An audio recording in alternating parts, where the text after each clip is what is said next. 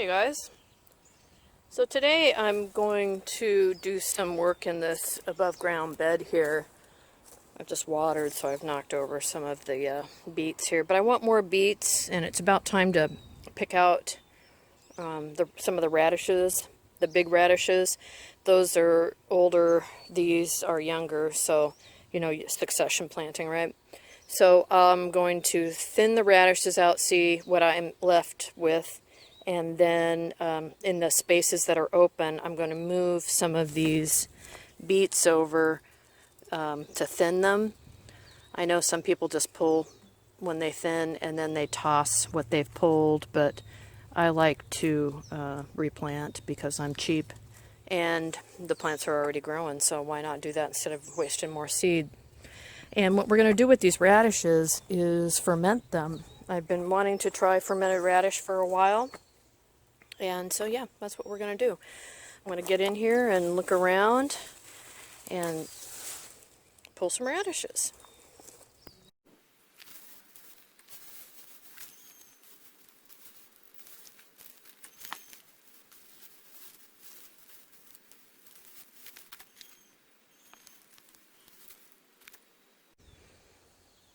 Alright, so here we are after. I ended up cleaning out most of all of this radish bed. I've been eating fresh radishes from here for quite a while, so I just ended up pulling out what was left. And I even got some from the newer radish bed, some small ones that I can leave whole that look really good. So I've taken the radishes over to my little outdoor processing area here and run some water in here. So what I'll do is pull out each radish, clip the root off, clip the top off, and then put it aside for processing inside the house when we're going to ferment these. What I'll do with the greens is frankly I'm tired of eating radish greens. They're bitter, so you only want to eat so many of them mixed in with spinach or kale or whatever else you're eating.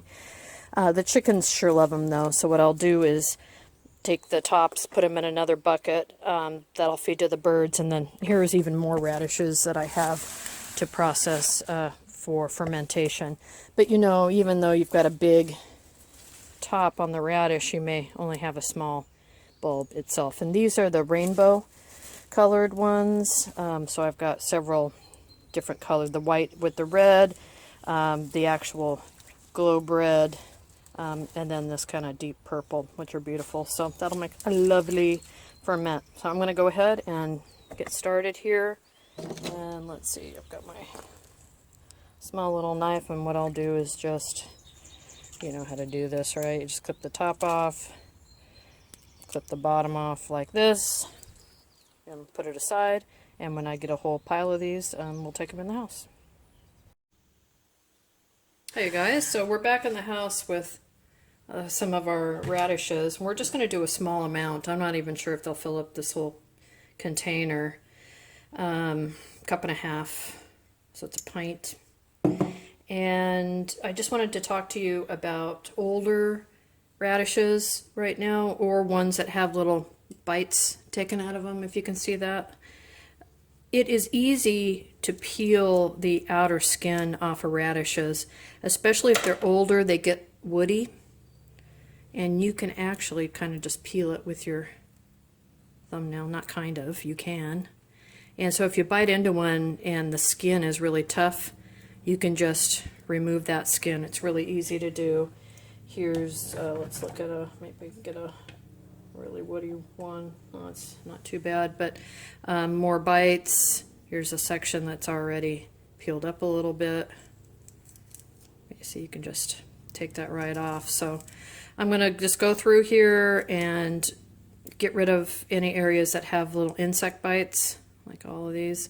I raise organically, so there are insects in my food, and I just want to make sure that we're not getting more than our fair share. So I'll go do that, and then we'll slice them up thin and put them into this container. I'm going to give a manual tool that I have. This is a grater and a slicer. You just put the food in there, take this, spin it around. It folds up nice and flat, comes apart just like this, goes into a drawer, And so it's really easy to use, nice to have. I won't take my skin off like you might with a mandolin. And you can use it if there's no power. So I'll give this a try. If the slices are too thick, then I'll just go to my trusty knife. We're not doing that much, so no need to break out a food processor. So here we go. All right, so I put them through the slicer, and they did come out a nice thickness, so I think I'm going to go ahead and just do that. That's just one round of them. Like, I can fit 4 or 5 in here at a time if they're the larger size. If they're small like this, I think I might just slice them in half. So next time you see me, we'll have a full jar. And you also might notice that I've got a couple oak leaves here. I like to use oak leaves in my ferments because they supply tannins, which keep things nice and crisp. You may have heard of people using bay leaf, which I do use sometimes as well, but it imparts a strong flavor, or grape leaf. But we're going to use oak because that's what I have in my yard. And yeah, anyway, let's go ahead and slice all these up.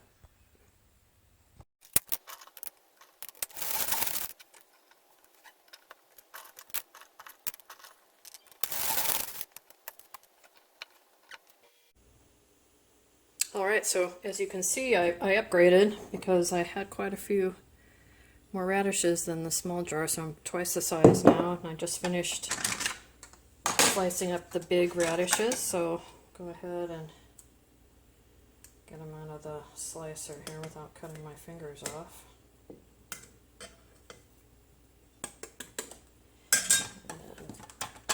This is a good little piece of equipment. It works really well with cheese too, so I highly recommend it. It's a no-name, just something I found on the Amazonian site, you know what I'm talking about. Alright, so what we do now is when you ferment, you generally add salt.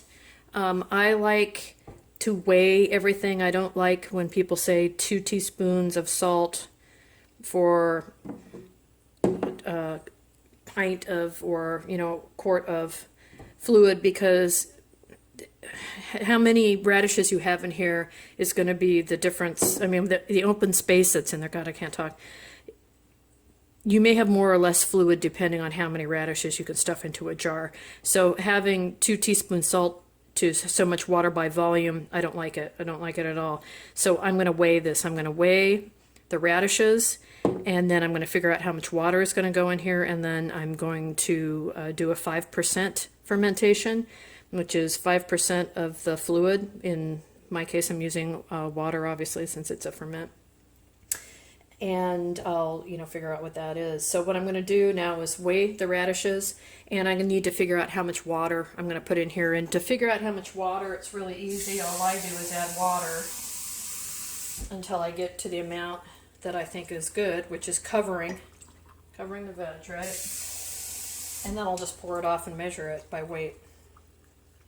And you can have a little too much, but what I'll do is put these leaves on top and some hot peppers that I have, and I'm just going to weigh these down. And so, yeah, that's it, and then we'll just let them sit for a while. But I'm going to get to doing some math here, and I'll come right back. Alright, so I've got my scale here, I've got it in grams, and I've zeroed it out, and I put a container on here to accept the water.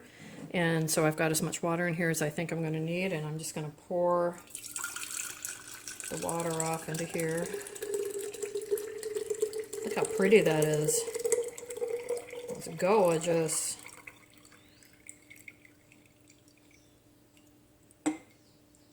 Alright, so I have 403 grams of water, and now I need 5% salt.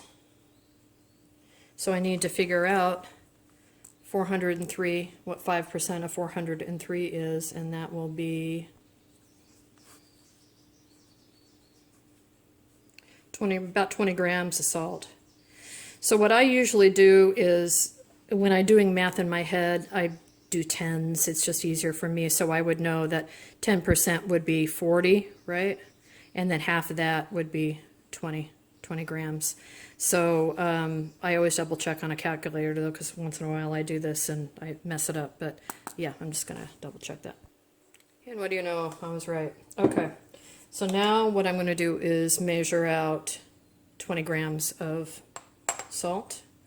I'm using kosher salt.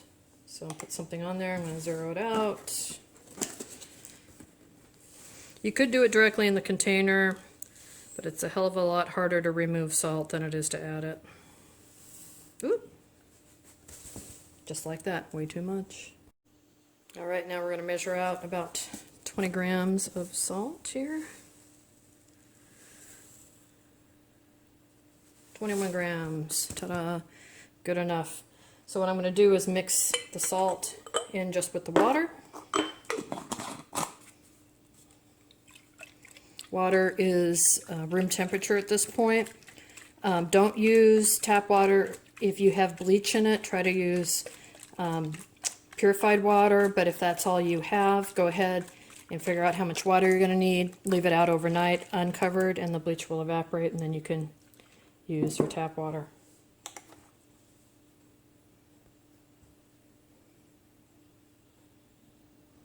So I'm cheating a little bit with this ferment. I have another ferment that I just finished up, and there had some really hot peppers in there and some garlic. I'm going to go ahead and add those to this ferment. And then I'm going to add the salt in, salt water, the brine, till it covers.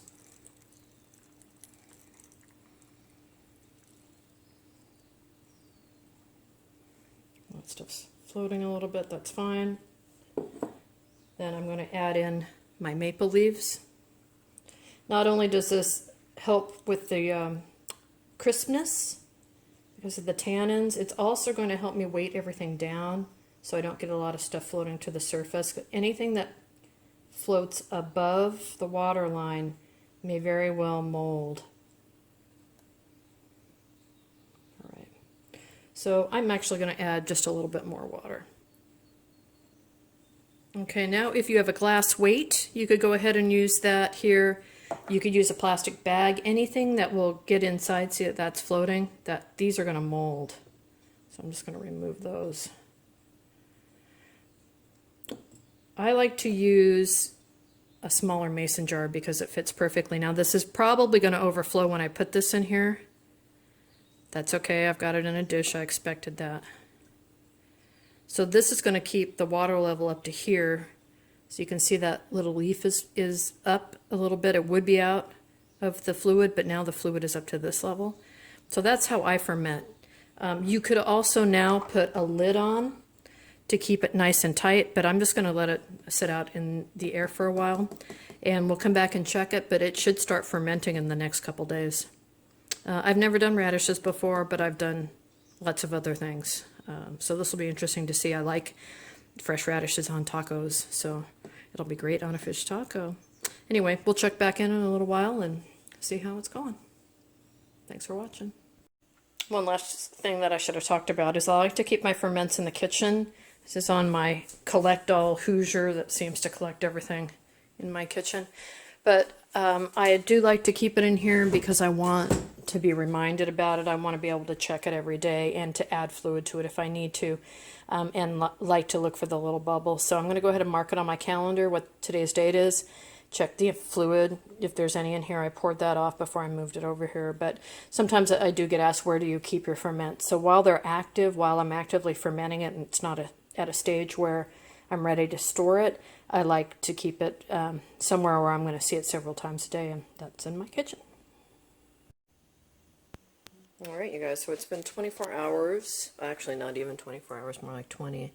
Can you see the bubbles coming up and the bubbles here in the side? So the fermentation is beginning. Let's see, can we see? Yeah, can you see the bubbles coming up through it?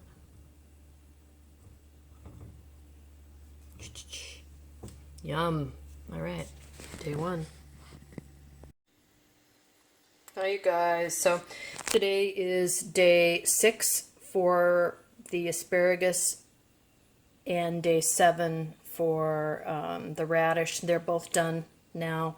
You can see here still the bubbles are coming up and the foam up there. It's still fermenting away, and I could still leave it out, but right now it's the perfect salty to sour that I like in a fermented asparagus. The radish has a very unusual taste. I just wanted to try it. I'm not sure I'll do it again, but I'm going to chop it up and add it to some dishes and see if I can like it a little better. And I might just, I don't know, I'm going to fool around with it. But it's just okay. These are fantastic, so I'm really happy with that. And I've just got some leftover brine from another batch. I just cut up some cucumbers. I'm just going to do a quick pickle in here and just leave them out for a few hours and eat them up. So anyway, these are done, and what I'll do is just take the jar out and put a lid on it and pop it in the refrigerator and eat it as I would like to. So these won't last but a few weeks, if that. Anyway, there you go. Let me know if you have any questions. All right, you guys, so the fermented radishes have now been in the fridge for a few days, and I have to say that the flavor has changed significantly, and I went from, I didn't know if I liked them or not, to really liking them now. Look how beautiful it is. It tastes like what you imagine it would. It's still pretty crisp. I don't think you can hear it. I can't really tear it. It's still crunchy. I think it's going to be really nice chopped up on like a fish taco or something. I'm slanting more toward Mexican cooking with this, but just gorgeous, gorgeous. So I did add hot peppers, garlic to it, and I'm pretty happy with it. It's got that nice fizz that I like, and so yeah, this is a keeper.